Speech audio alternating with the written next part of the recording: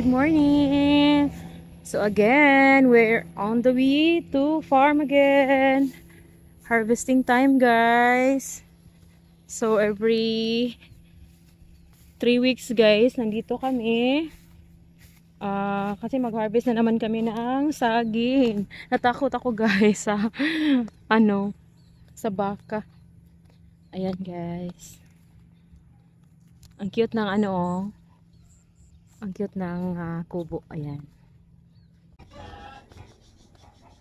Ito, papasok na tayo, guys, dito. Pasensya na, guys, ha, medyo makulimlim dito sa ilalim ng mga mga saging. Ayan. So dito na sa amin, guys. Dito na sa amin. Ito na yung farm namin.